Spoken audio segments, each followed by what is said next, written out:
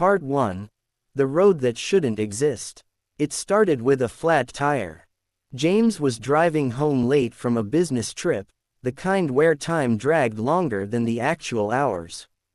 It was past midnight when the GPS rerouted him off the highway due to an accident. The new route led him through winding backroads in rural Pennsylvania. The night was foggy, thick with a mist that seemed to crawl across his windshield.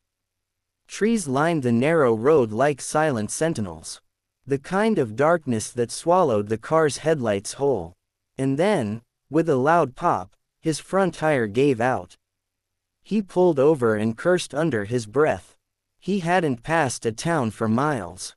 No signal. The GPS kept loading, and then froze on a single road name, Black Hollow Road.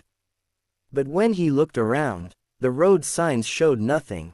No name, no number, just a blank metal sign bent at the corner.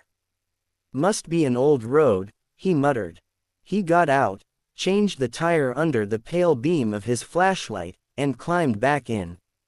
The GPS blinked once, then died completely. But the road kept going forward, so he followed. Part 2. The girl in the road. About 5 miles in, the fog grew thicker. James slowed the car to a crawl. That's when he saw her. A girl, no older than 10, standing barefoot in the middle of the road in a white dress soaked at the bottom as if she'd walked through a river. Her eyes were wide, locked on his. He slammed the brakes. She didn't move, just stared. James got out slowly, holding his hands up. Hey, are you okay? Are you lost? The girl pointed behind her. They're coming. You shouldn't be here. Before he could ask who she meant, she turned and ran into the woods. He debated chasing her, but something deep inside, instinct maybe, told him not to. Instead, he drove forward slowly, glancing in the rearview mirror, half expecting her to appear again. She didn't. Part 3. The house with the lanterns. A mile later, James saw lights. Lanterns. Not streetlights. Actual flickering lanterns strung up like some strange festival along the side of the road. They led to a worn dirt driveway and an old farmhouse, barely lit. A sign on the gate read, "Welcome home." His skin crawled. Still, he needed help. So he pulled in. The house looked abandoned, windows boarded from the inside, porch steps sagging under age. But when he knocked, the door opened on its own. Inside was dim but warm. Candles lined the hallway. "Hello," James called out. A voice responded from deep inside, raspy and low. "You've come back." James turned to leave, but the door was gone. Not closed. Gone. Behind him was a wall.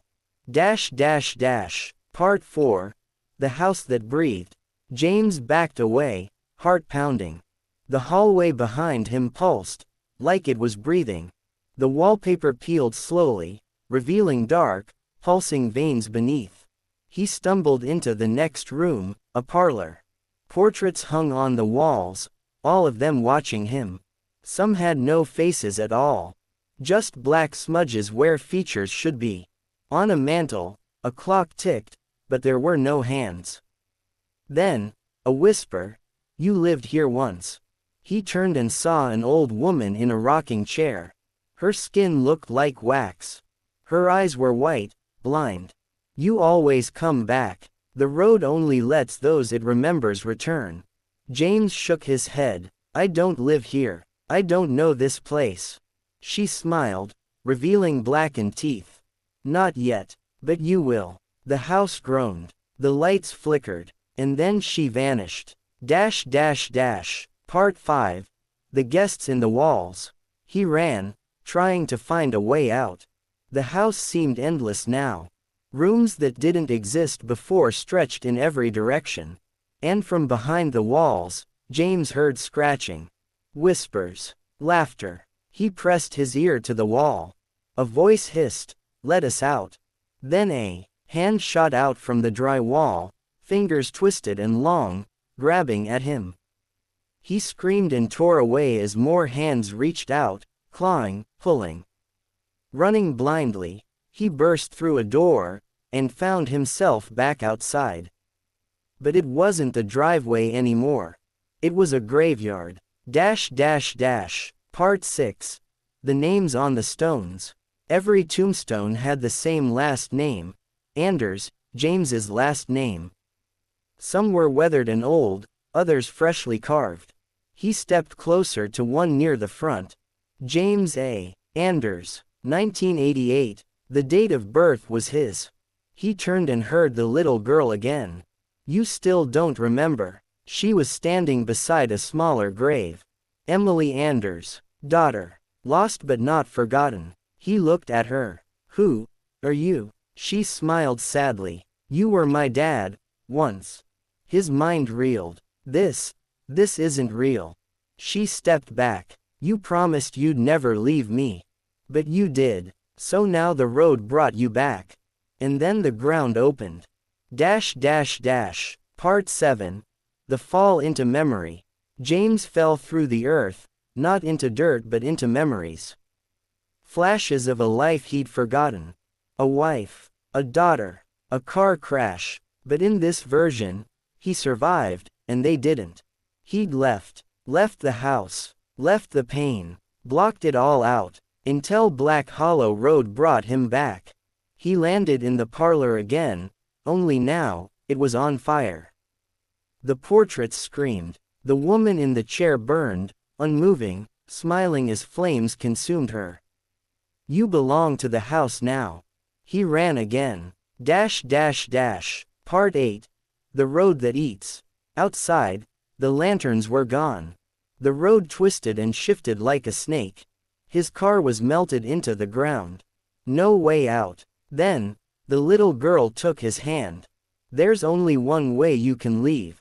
He knelt, shaking. Tell me, please. You have to remember, and accept. Tears fell from his face. I'm sorry. I left you. I know. But now you can come home. He closed his eyes. When he opened them again, it was morning. He was lying beside the roadside, the car intact.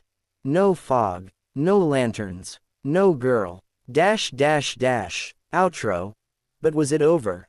James drove away, never looking back. He moved states, changed his number, swore he'd never return. But sometimes, on long drives, the GPS flickers. And he sees the name. Black Hollow Road. It's not on any map. But it remembers him. And one day, it'll call him home again.